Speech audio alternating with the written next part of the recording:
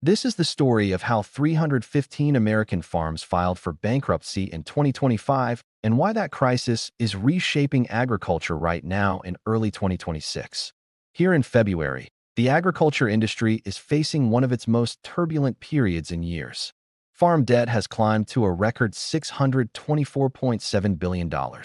Crop losses are projected at $44 billion. The national cattle herd has fallen to a 75-year low.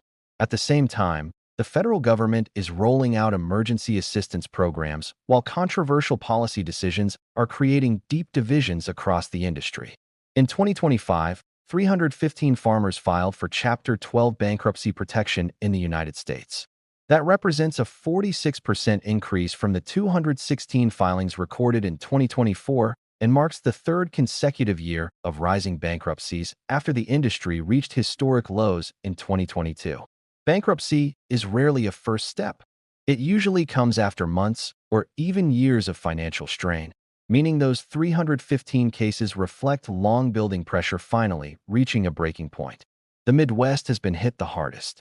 In 2025, the region recorded 121 Chapter 12 bankruptcies, a 70% jump from the previous year. Iowa saw filings rise 220%. Wisconsin experienced a staggering 700% increase. Nebraska and Minnesota also posted major spikes, and neighboring states followed similar patterns. The Southeast tells a similar story, with 105 bankruptcies in 2025, up 69% year over year. Arkansas alone recorded 33 filings, the highest number in that state this century, while Georgia and Florida both saw dramatic increases. The debt picture explains much of this surge. Total farm debt in 2026 is forecast to reach $624.7 billion, setting a new record and rising more than 5% from the previous year. Interest expenses alone are expected to reach $33 billion. Operating loans, which farmers rely on to purchase seed, fertilizer, chemicals, and fuel, rose sharply in late 2025 compared to the year before. The average operating loan grew significantly larger, and repayment terms stretched longer. That pattern reveals farmers borrowing more money for extended periods simply to keep operations moving forward. Machinery and equipment loans now carry longer maturities as well, because many producers cannot repay large purchases under traditional timelines. When borrowing increases while repayment periods extend, it signals deep stress within the agricultural financial system. The core driver of this strain is collapsing crop prices. Corn prices have dropped roughly 50% since 2022. Soybean prices have fallen about 40% during the same period. When revenue declines by half but costs remain elevated, profit margins disappear quickly. For the 2025 and 2026 crop years, projected net cash income losses total $44 billion. Rice farmers expect losses exceeding $200 per acre even after assistance programs. In certain regions, corn farmers face losses greater than $150 per acre. These losses accumulated over 3 years of sustained price pressure, and now the financial damage is forcing difficult decisions. Trade tensions intensified the situation. China, historically one of the largest buyers of American soybeans, reduced purchases amid ongoing disputes. That left excess supply inside the United States and pushed prices even lower. Over 3 crop years, losses tied to disrupted trade exceed $50 billion. Farmer confidence has deteriorated sharply.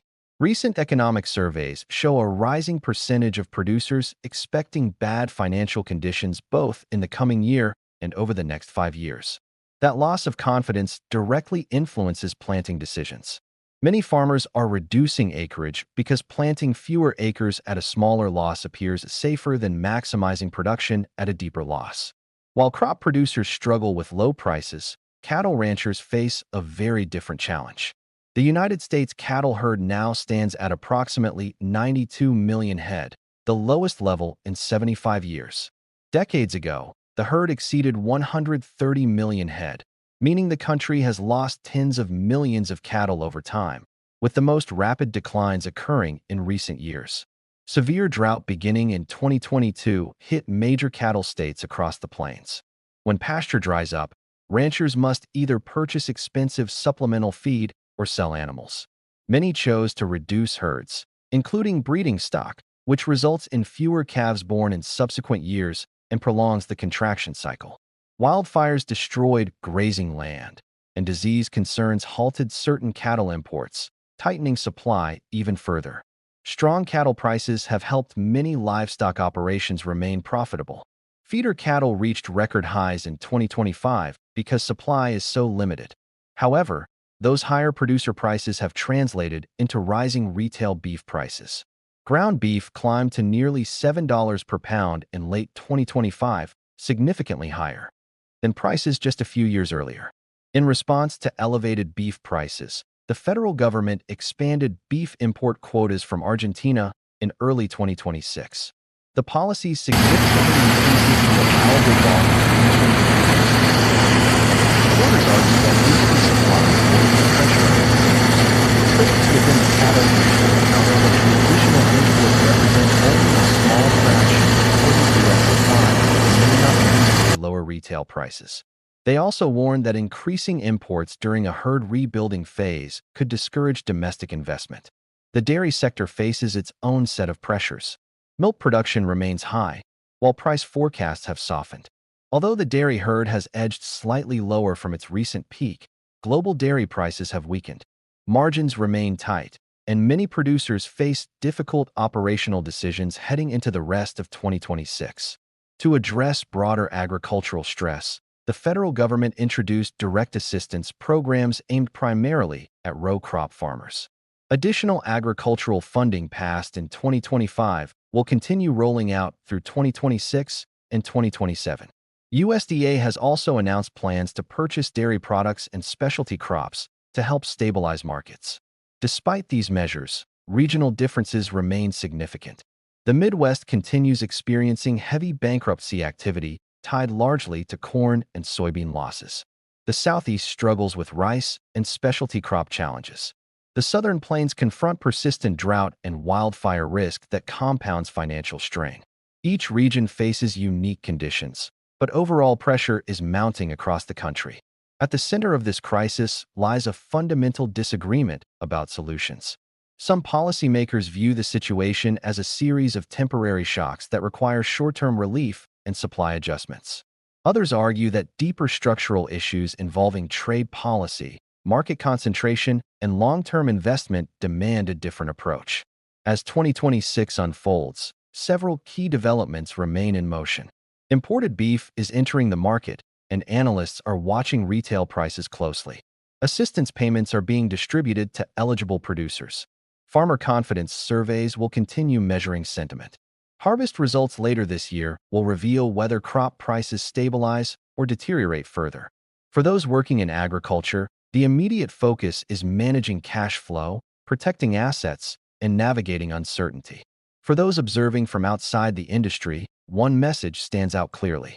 American agriculture is under significant economic, political, and structural pressure.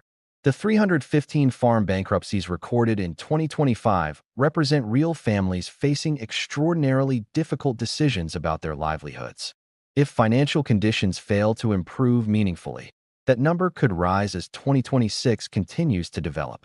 This is the agriculture crisis of early 2026, and it is still unfolding in real time.